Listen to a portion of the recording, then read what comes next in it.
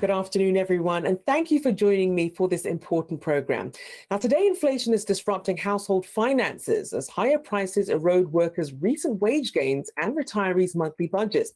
Meanwhile, a volatile bear market is putting retirees' income-producing investments at risk. This event will connect the dots between inflation, financial resiliency, and retirement income security.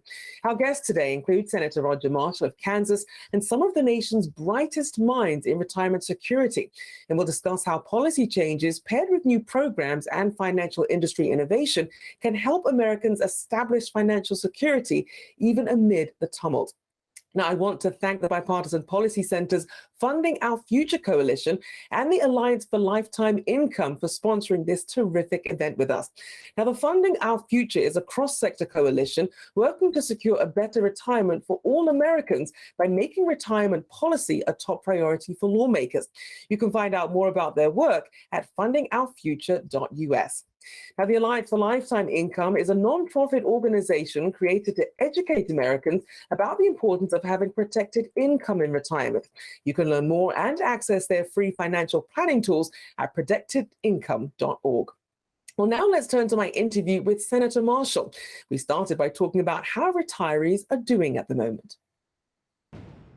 Well, certainly the number one topic back home is the cost of groceries and gasoline, the cost of rent. So whether you're retired or a young married couple with 2 kids, that inflation is absolutely a social injustice, and it hits them, impacts them more than anybody.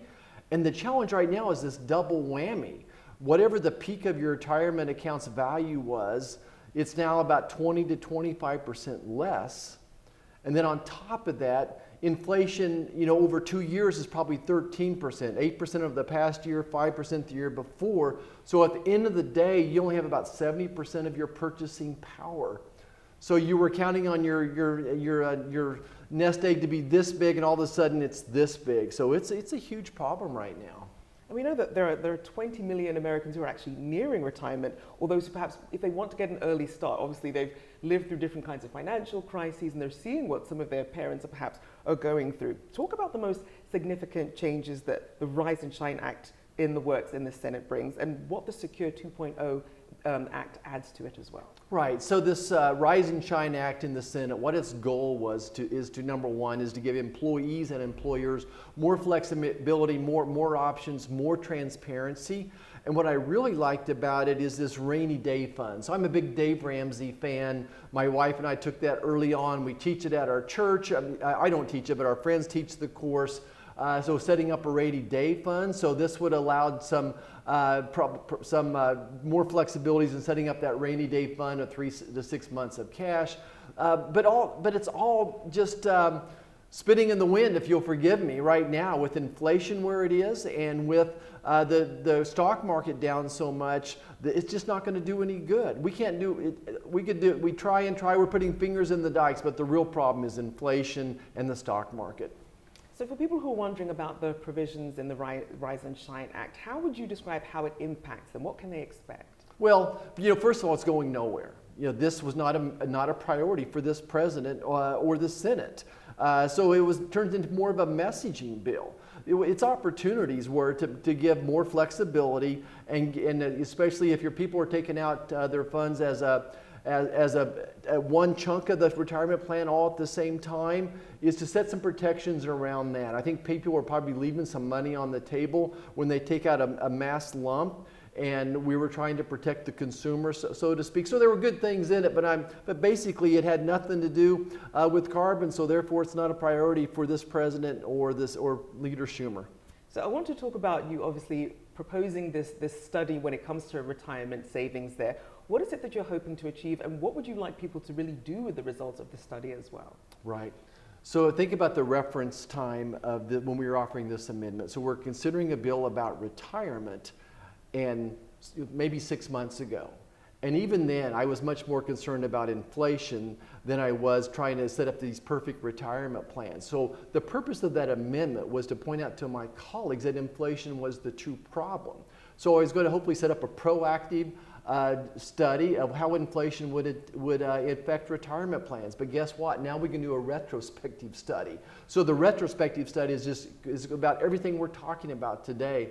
How 13% inflation, additive inflation over the 2 years, has impacted your purchasing power of the dollar, and eventually how it impacted the value of your stocks as well. So that was the purpose of it. But clearly this is something that you're very passionate about. How did you come to be so passionate about this? What were really the driving forces behind you moving forward on this? Oh, you know, I think it was the right thing to do. Certainly it was a bipartisan opportunity. I'm part of this, I'm a sandwich generation person, so I've got parents that are certainly retired, and at the same time I've got kids with young families. So, you know, whenever we have opportunity to help people out to make their lives a little bit more comfortable, then we want to do it. I think the transparency is always good, so I think that was a great part of the bill. Now, of course, once lawmakers, everyday Americans, employers are sort of wondering how all of this plays out for them. If you're an employer and you're seeing some of these provisions coming to pass, what messages do you have for them about what they can expect? Are you saying if this would pass? Yes. Okay, so first of all, it's going nowhere. It's dead. It's dead at this point in time. We're running out of days to pass it. It was not a priority for the Democrat Party. But if it would have passed, I think it would have given employers more opportunities, more options, if you will. And certainly, I'm not a financial expert, so I think if you're a small business or a big business, you would use your HR people to say, how can we design a better retirement plan? But what I was really excited about was this rainy day fund, is how could you help your employees set up this rainy day fund? Because we all do have a rainy day at some point in time. Maybe it's you lose your air conditioner, maybe a hurricane hits and you lose all your range, your washer and your dryer. And so as you look at some of the other provisions of Secure 2.0, what really stands out to you as what could be potential game changers for Americans who are looking at the cost of living, who are looking at retirement? Yeah. Well, you know, unfortunately, with 13% inflation over the last 2 years, there's just not much in there that could be a game changer. That's the real problem here. The real problem is inflation and the stock market tanking because of horrible policies coming out of the White House. Policies that drive up the cost of energy, policies that drive up the price of groceries, and policies that drive up the cost of housing. So this would have been a small piece of the puzzle. It could have helped people, but right now the problem is inflation, and the problem is just the lack of financial security people have.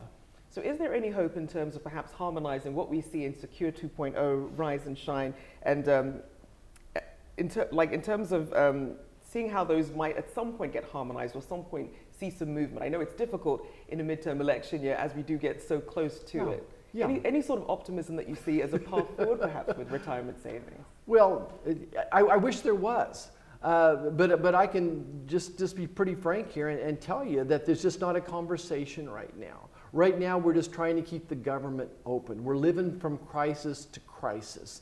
And what the big concern is, the White House is not reversing any of its policies. That's why I've said since over a year and a half ago, inflation is not transitory. It's going to continue to get worse. And if you were able to wave your political wand, what would be your top 5 priorities that you would want the administration to focus on that would be the most beneficial to retarees? Yeah, I think number one, of course, is inflation.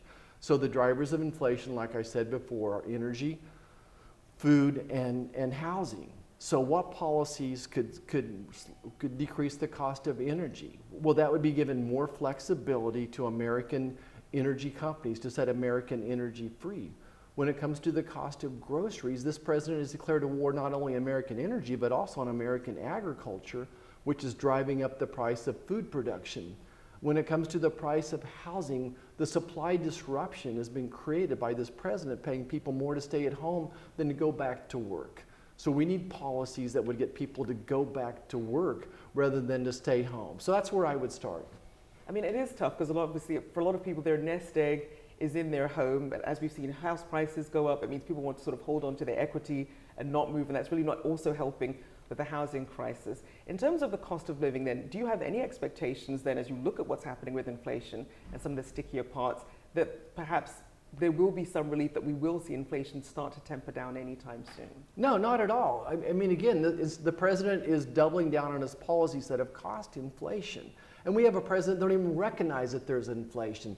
Look, inflation, the cost of living is up 8% compared to a year ago, which is up 5% compared to the year ago before that. And you have a president who's saying inflation is up just about an inch. We have a president who says that the stock market value has no relevance to Americans, American retirees as well. So unless there's a huge change up here, inflation is going to continue. And we're really getting this double whammy of quantitative tightening along with these regulatory policies that are driving up the cost of living.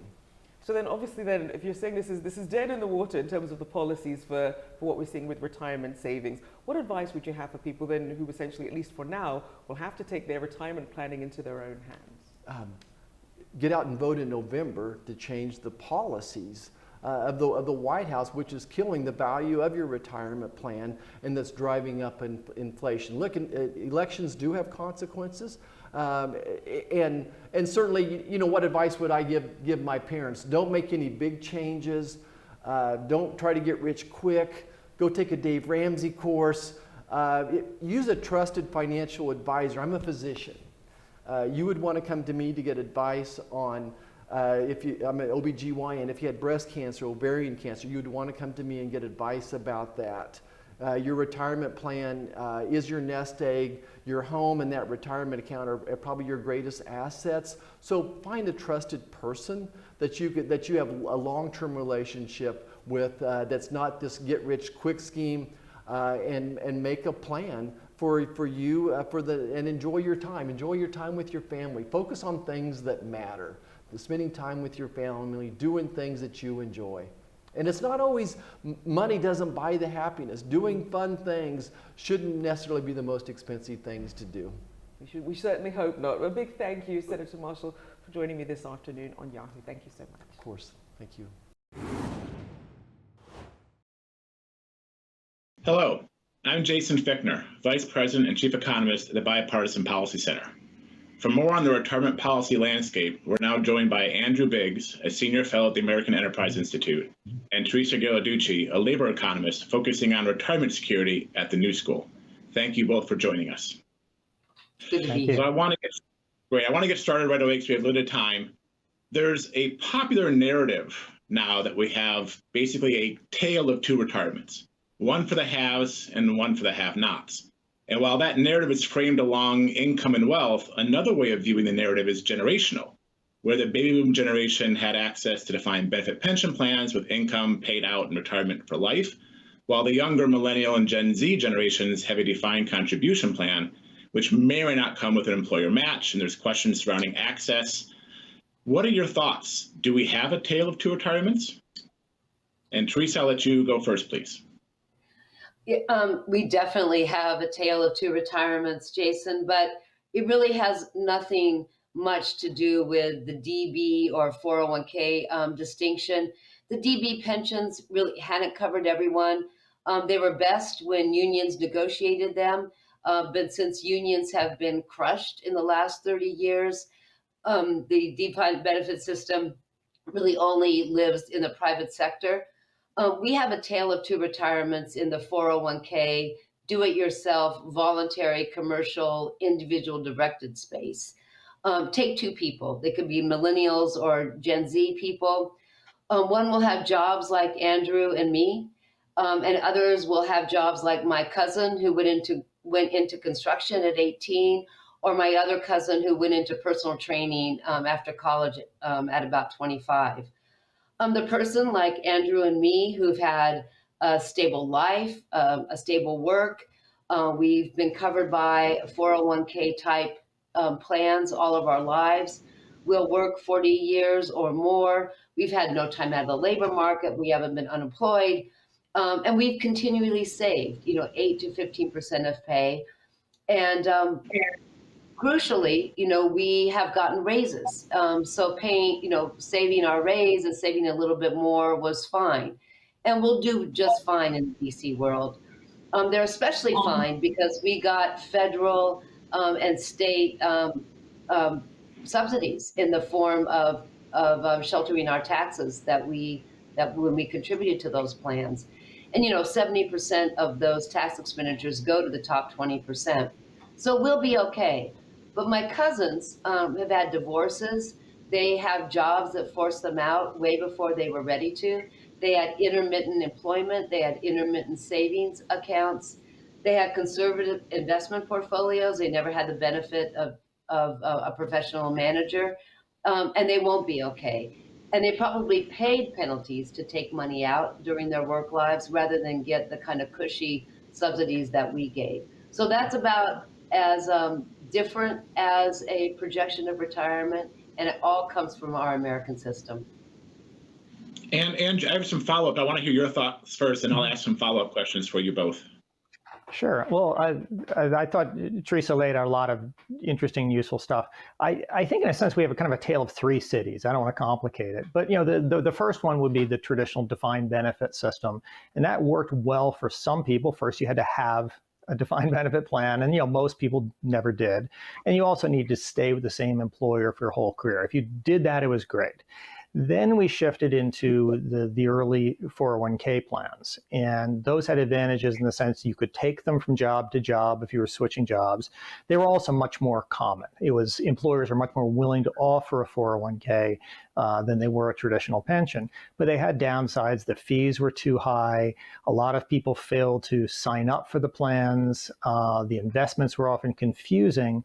And there weren't really very many options for converting that lump sum of money into income in retirement. Today, I think we're shifting into sort of our third retirement city, where the defined contribution plans, the 401ks, are adopting some of the things that made traditional pensions work. Going towards automatic enrollments. We don't have to choose whether to participate. We simply sign people up. That's a step in the right direction. Shifting from sort of a do-it-yourself investment portfolio to what's called target date or life cycle funds, where you're automatically shifted from stocks to bonds as you get older. That's been very, very helpful for people. Fees on these funds have dropped considerably as you more competition as we shifted out of active investments. The next step, I think, is how do we convert those lump sums? And people really do have quite a bit of retirement savings today. How do we convert that into an income that'll last you for life, similar to what pensions had? So I think the progression of retirement savings in the U.S. has been kind of messy, because everything in the U.S. is messy. But I think ultimately we're going in the right direction. Retirement savings are up, participation in these plans is up, retirement incomes are up. So I think we are going in the right direction. So Teresa, let me follow up with a question on this, because what Andrew lays out seems to make historical sense when you look at the landscape of what's been happening historically and where we are today and how we're moving forward with the retirement landscape with defined contribution plans, adopting these DB-like systems. You pointed out sort of the loss of union wages and union power, but I don't think the DB system's coming back. And you mentioned your cousin who has different jobs and moves around. As Andrew mentioned, the DB system was designed for one job, and you basically got incremental benefits the longer you stayed, which doesn't help those who have intermittent jobs or move around. With the DC plan now, we're trying to make that wealth accumulate and then maybe have some sort of payout structure, but you have to then have wealth at retirement in order to have a good payout. So if we're going to that DC world that has some DB payouts, how do we help those who have the intermittent jobs or the gig workers? What can we do to help them if that's the world we're going into? Right. Yeah, let's not debate DB versus DC. It does turn out that people who've had a little bit of DB coverage all their lives, they turn out to actually be a lot better than people who had DC coverage all their lives, but that's over. What can we do now forward to help people like my cousin? Well, it might be a little too late for my cousin, but we need to make sure that people start accumulating retirement savings from the very beginning. Voluntary incentives haven't worked. With voluntary plans, you get half of the people in a plan, and that really kind of is stuck. And you can see that over almost every national system. International comparisons show the rule of thumb is if you have voluntary contribution, you're going to have half of the workforce. So I have proposed, I think we've talked about my plan with Kevin Hassett, looking very far to my right. He advised President Trump and his Council of Economic Advisors. We both have a plan to really bring everybody into a retirement plan from the very beginning that they work, whether they work on and off like my cousins in intermittent or informal employment, formal and informal employment. You just contribute, just like you contribute your Social Security plan. And that money is managed professionally, and it's only available for when you leave for retirement. And you also distribute the tax subsidies for that plan in a much more equal way. So we need a mandatory, universal pension system that goes along with Social Security. So we'll come back at the third and final question with policy recommendations. So Andrew, I'll give you some time to think about what you'd recommend, but I want to turn to the second question, which is, the Federal Reserve has been rapidly increasing interest rates. And we're hearing a lot of discussion about inflation, the possibility of a recession, and the Federal Reserve hitting the brakes too hard and having a hard landing for the economy. Is this going to impact retirees, or is Social Security going to have a nice cost of living increase so retirees won't feel a thing? How is inflation and interest rates affecting retirees and other disproportionate impacts on retirees versus other consumers? Well, that's a real good question. I think it's on average, and averages can be deceiving. On average, I think retirees will come through this better than working age households. One reason is that retirees tend to be net asset holders. They have a lot of investments in their retirement accounts. They tend to own their homes outright. So in those cases, higher interest rates can sometimes be beneficial. Likewise, retirees are mostly out of the labor market, and so if we do have a hard landing, it's obviously going to hit younger people more. But again, it's a very mixed bag because those higher interest rates are coming with higher inflation. Some retirees, the lowest income retirees, will tend to be mostly protected by Social Security. People at the top are be protected because they'll have their assets as a hedge. It's folks in the middle where I worry a little bit more about that. So there isn't a single story to tell. And I think we just have to see, how things are going to play out over time. Teresa, any additional thoughts? Yeah, you want to bottle this answer. I agree with everything Andrew said. I do want to. We're done then. I do want to point out, though, there's some people that may even be very much benefited from the higher interest rates, and those are retirees that have put some of their savings in very conservative accounts. So they're seeing actually the benefit of interest rates on their savings. The stories that we're hearing about retirees that are really suffering from price increases are pretty typical. They are people, like Andrew says, are poor, and they rely on most of their income from Social Security. And true, the Social Security benefits are indexed to inflation. Things would be a lot worse if they didn't. But that Social Security was never enough to begin with. And so and if they rent and they don't own their houses, their rent is going up. So we saw last month, Jason and Andrew, I'm sure you were shocked by it, that the poverty among elders in this country has gone up. And some of that is just their income has not gone up, but it's probably underreported how much fragility they're facing because their other costs have gone up and not really in line with Social Security. This is a good, segue sort of our last suite of questions because, for all the partisanship and rancor we're seeing in Congress right now and across America, the one area where there's a lot of bipartisan agreement is on retirement security and trying to help people save for retirement and secure a better financial security in retirement. And Congress, passed Secure Act, we call it now 1.0, and they're currently considering a suite of bipartisan bills aimed at addressing and improving retirement security, which we're often now referring to as 2.0 version of the Secure Act. And does what's being considered in Congress now do enough to help retirement and people in retirement? Is it not going far enough? Are there things we're missing? So Teresa, I'll ask you, and then Andrew, I'll ask you to sort of close out with what you think we should be doing. Teresa? Yeah. I wish I could say that they're going to, that these proposals will solve a significant amount of the problem, but it just won't. And I think a lot of the worst ideas in the bill have gotten preserved and some of the best ones got thrown out. Let me just say the clearinghouse for people to find their lost accounts is a good idea. The Pension Rights Center is one of that. It's still there, but it's not going to move any, the needle on average at all. It'll help one or two people, a handful of people. It has two other things that we might like, but it really is regressive and doesn't help the retirement inequality. It certainly makes the tale of two retirements. the inequality much, much worse.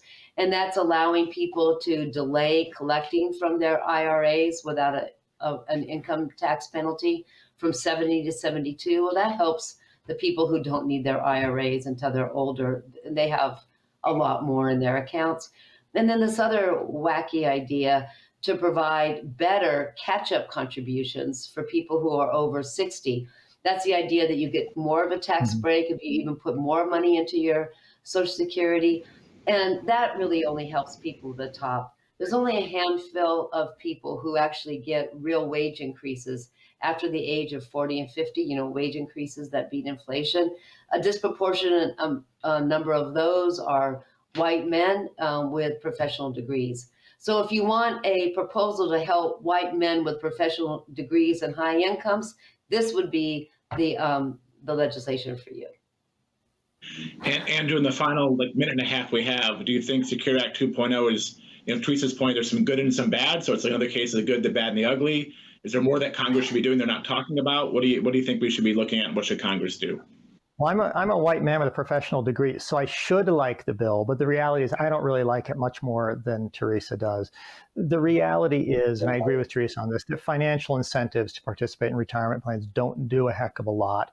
The provisions in the Secure Act that were much touted in the press of moving towards automatic enrollment for 401ks are so weak and watered down, I don't think they're going to have any effect on retirement savings. At the end of the day, I'm optimistic about our system, but if you think more people need to be saving for retirement, we either have to automatically enroll them or we have to mandatorily enroll them. The shifting of the deck chairs around in the Secure Act, I'm not saying it's all bad, and Teresa makes some good points, but it's at the end of the day, if you are one of these people who thinks we face a retirement crisis, the Secure Act and Secure Act 2.0 aren't nearly enough to do the job. Yeah. Well, we are running out of time, and I would love to make the offer to have you guys come back on again so we could have another 15-minute chat and just talk about solutions, because we could get into how we can help people delay claiming Social Security, how we can help people better annuitize or partially annuitize their 401k balances. So we'll put that up to Yahoo Finance to bring us back on and do this again at some point for another 15 minutes. But for now, I'll say thank you, and thank you all for joining us. Now I'll hand it back to Rochelle Akufo for more on the personal finance side of these important issues. Thank you. Thanks so much, Jason. Now, the last thing we have for you today is a conversation with three personal finance experts. We'll be joined by Jean CHATZKY, the CEO of Her Money, David Blanchett, the head of retirement research at PGIM, and Ida Rademacher, the executive director of the Aspen Institute Financial Security Program, right after this. A big thank you to Jean, David, and Ida for joining us. So first, for a lot of people who are looking at their 401ks, they're seeing what's happening. For those who are currently in retirement or those who are approaching retirement, I wonder if each of you could give just a piece of advice for people who are worried about how inflation is going to be affecting them in the years ahead. Jean, if I could start with you, please. Sure, absolutely. And I think controlling the things that you can control is sort of the order of the day. When we're looking at inflation, when we're looking at the volatile markets, when we're looking at interest rates, there's only so much that an individual can do to right their financial situation, and grabbing onto those things is really the key to being resilient during these times. And so if you can get yourself to focus on your budget and making sure that you're paying attention to where your money is going, that you're tracking your spending, that you're spending in a way that makes sense to you and you're not going overboard, particularly as we head into the holiday season. Also, when you're looking at those interest rates, now's the time to try to grab a little bit of additional money on your cash. Now's the time to be aggressive in the areas where you know that you can be aggressive. And just try to keep your head down and move ahead on the straight and narrow, and you'll get through it over time. And David, advice from you. Obviously, it can be quite overwhelming for people looking at their 401ks, especially right now. Yeah, I mean, the first thing is that inflation is a very personal number, right? The CPI is a weighted basket of goods that all Americans consume. And so first kind of understand how this has affected you. I think more importantly, the question is is what do you want to do going forward? And I think that for a lot of folks, for example, who weren't maybe interested in delaying claiming Social Security, it gives them an option to kind of hedge against future inflation increases. So I think the key thing is to understand what it's done for you and what you can do in the future if this happens again. And also, Ida, for you, because a lot of people are wondering, should I retire? Should I hold off on it? What sort of advice do you have for people who are trying to really try and make these decisions right now? Yeah, I think I'd follow suit with the advice already given for those who are close to retiring as we look at inflation and recession. I'd point out that for those that are younger in their working careers, there is less retirement savings. For those, we still have about 57 million people in the US who didn't have access to retirement savings. Those who have long horizons should take part in their plans, and there's policy changes that are going to make that even more accessible for people to have retirement savings plans. So the long-term practices shouldn't change the idea of investing in your future. And if anything, the sobering realities of what's happening right now in terms of both rising costs and the need for thinking about long-term savings should be something that doesn't dissuade you from investing and from saving for retirement. And Jean, Ida raises a good point. Obviously, we already have high inflation that people are dealing with, also potentially planning for a recession, depending on whether the Fed can stick that soft landing. So when you have this sort of 1-2 punch, how does that affect people depending on the saving and income levels that they're at? Yeah, it's incredibly different depending on where you are. We know that this kind of a 1-2 punch impacts people at lower incomes, people living paycheck to paycheck most, because they don't have the wiggle room to deal with inflation. But Ida made a terrific point that, if you are older and if you're at your higher earning levels and you can, in fact, delay retirement for a little while, opt not to retire, not to make those big changes right now, even hanging on for another 6 months, another year and a half, if you can, gives you that opportunity to delay Social Security, to allow the money in your retirement accounts to continue to grow because you're contributing to it, but also potentially to come back from this sort of a downfall. And for those folks in the middle, if you don't have, as she said, the opportunity to contribute to a work-based plan, getting into an IRA, getting into some sort of a plan for retirement that you have ginned up yourself is really the order of the day. Many of the strategies that we're talking about are the tried and true sort of save, invest, stay with it, don't panic. But that's what's going to get us through this period. And David, a lot of people are wondering, how can I protect what I already have, or perhaps how can I maximize what I already have? Talk about some of perhaps the policies or the new ideas that are in the best position to protect these sorts of investments. I think that, again, everyone's in a different spot in terms of saving for retirement, right? I think that, there's definitely under savings. I think that individuals haven't saved enough. And so the first thing we need to do is get people to save more. As Ida mentioned, I think we need to increase coverage and increase savings rates. And then I think as you approach retirement, you start asking questions. How am I going to make the income that I have, or excuse me, the savings that I have last for a lifetime? And that's a really tough thing to figure out. So I think that we need to give people more access to savings, better strategies to help them kind of figure out how they're going to make their money last. And Jean, people in the middle class seem to be getting squeezed the most in these sort of situations because they are actually at greater risk of running out of money in retirement. How should they go about protecting themselves? It's interesting. This question of running out of money in retirement is not one that we have really educated people on nearly enough. We've talked for years about the need to accumulate money for retirement. You should save, you should max out, you should grab the matching dollars in your 401k, you should open an IRA or a SEP IRA if you don't have access. Contribute, contribute, contribute. But the question of running out is a very different question and requires a strategy that is just as well thought out, because we're talking about a period of retirement that can last 30, 40 years. And so that involves thinking about things like, how can I delay Social Security so that I am able to get the most for that investment that I've made in my own future? How can I put my career into a trajectory so that I can continue to work and put off taking Social Security until I'm full retirement age or even longer? And then it involves thinking about things like ways to make the money that you've saved yourself last. We're embarking on an era where more plans will be able to offer things like annuities within retirement plans. That's going to beg some understanding. It's going to require increased education. But those are the sort of strategies that particularly people in the middle class are going to need to think about in order to make sure that their money goes the distance.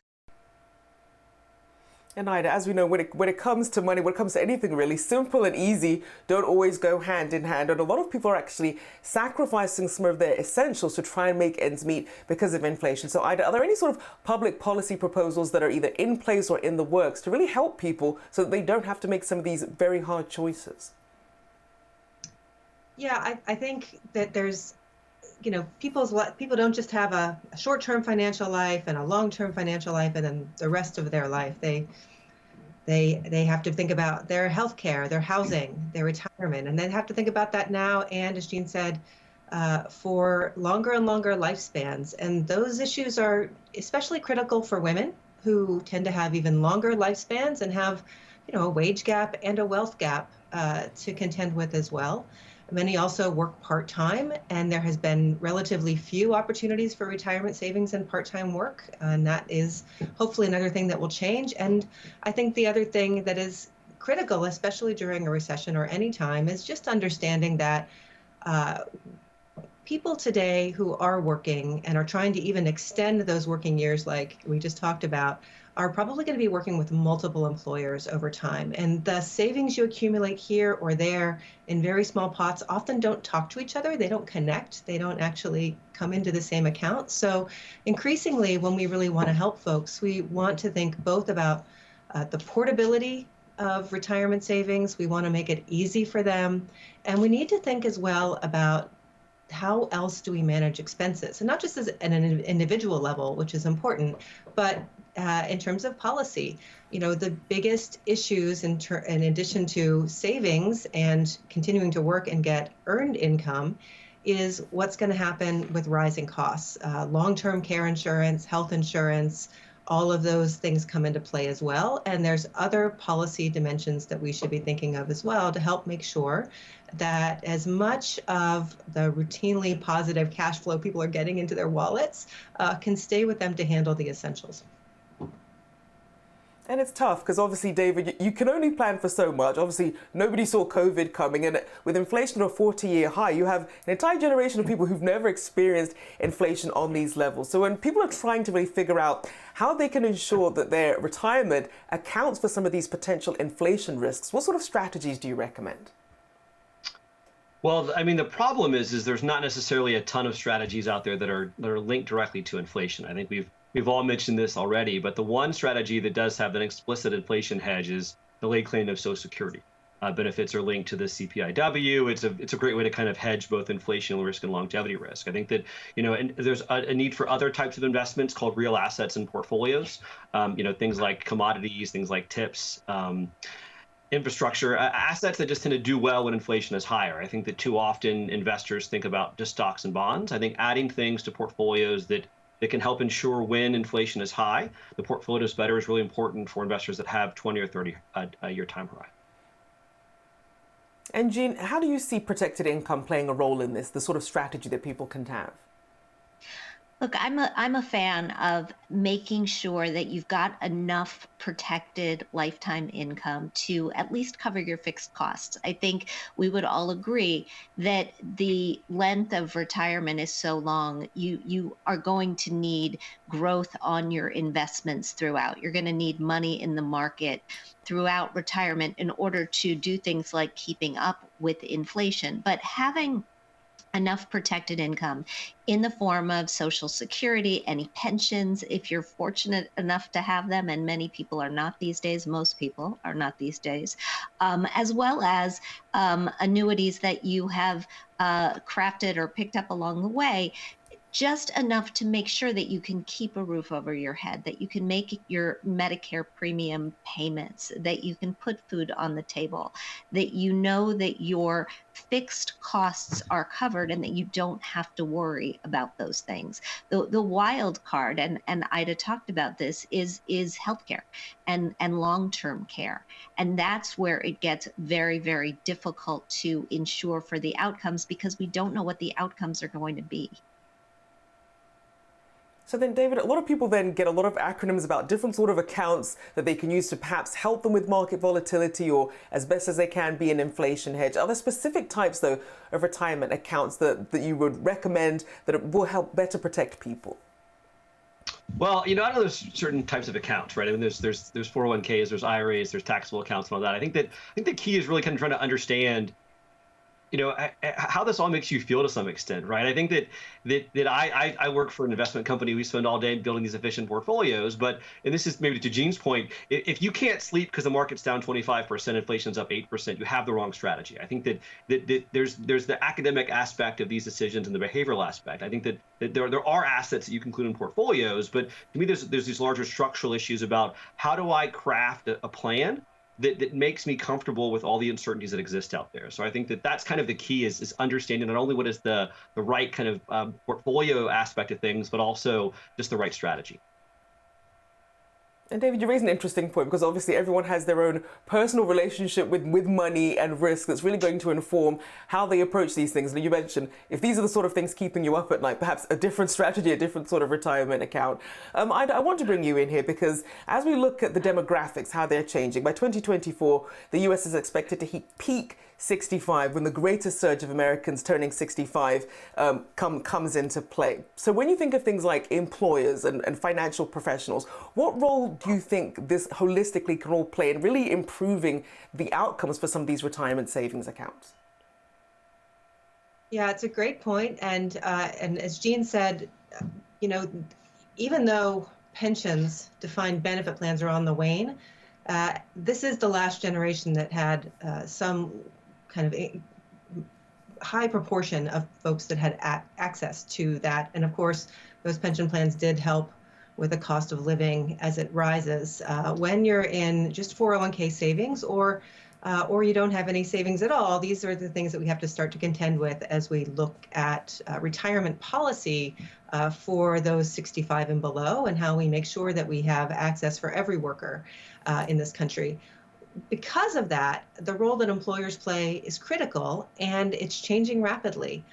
We really have seen a whole new generation of benefits coming together on some of the platforms in terms of your benefits bundle to help people manage both their short and long-term financial lives. So emergency savings offered through an employer, increasingly, obviously the other kinds of different savings accounts that are helpful.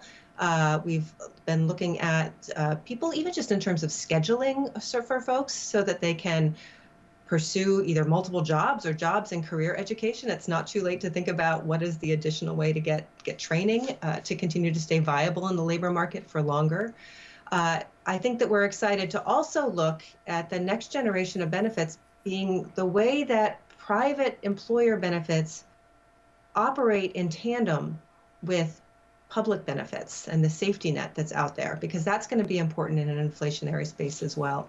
I think that the more employers really understand that the priorities of some rising generations are paying off student loan debt, and some of the new retirement legislation that's working through Congress right now kind of recognizes and incentivizes employers to help address student loan debt at the same time they're helping people build for retirement. So I would say watch this space. This is a place for employers who care about the financial well-being of their workers to really lean in on an exciting new set of innovations and benefits that are going to be coming online in the next few years. So Jean, then as we look at this sort of next generation of benefits, it does sort of shake up what we traditionally look at when we think of financial planning, not just obviously social security education, but things like how we approach student loans, but even health and lifestyle as well. Tell us more about that and how people should be considering that also as part of their financial planning. Well, I don't think there's any doubt that you can't separate health and wellness, health and financial wellness anymore. If you are not healthy going forward, your financial life is very quickly going to run off the tracks. And if you don't have your finances working for you, that may be okay in your 20s and your 30s, but by the time you get to your 40s and 50s and 60s, it's going to be much harder to stay healthy if you don't have the money to do that. Employers are realizing this, and they're also realizing that their workforce is counting on them to step up and help them with all aspects of their wellness, not just their health and their financial wellness, but their mental health as well. There's been a lot of research on this, and employees are willing to switch jobs today to jump to a company that they believe actually cares about them in these areas. So I think Ida's right. I think we are on just the precipice of a whole new layer of benefits offerings that will help with these things. And I would say, for consumers, we know there's a very frustrating statistic out there that consumers spend less time choosing their health plan each year than they spend time choosing a vacation, right? We don't pay enough attention to these things. For consumers, it's your job to actually pay attention in October in open enrollment to see what your employer is teeing up and to see if you can actually find some additional resources to help you during these difficult times. And just lastly, I mean, obviously policymakers trying to push things forward to help with retirement savings. I want to just get quickly each of you your reaction. I spoke to Senator Marshall earlier, and he discussed the bipartisan retirement security legislation currently being negotiated in Congress, commonly referred to as Secure 2.0. Now, he sounded very skeptical about the passage, essentially saying that it's dead in the water as the administration has its other priorities. So I just wanted to get one of his soundbite. Unfortunately, with 13% inflation over the last 2 years, there's just not much in there that could be a game changer. That's the real problem here. The real problem is inflation and the stock market tanking because of horrible policies coming out of the White House. So, David, I want to first start with your take. Is there anything you think perhaps either policymakers or even the private sector could really be doing to at least make retirement savings more resilient?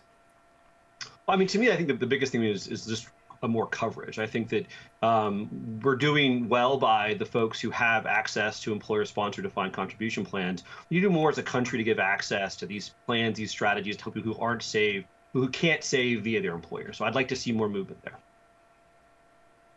And Ida?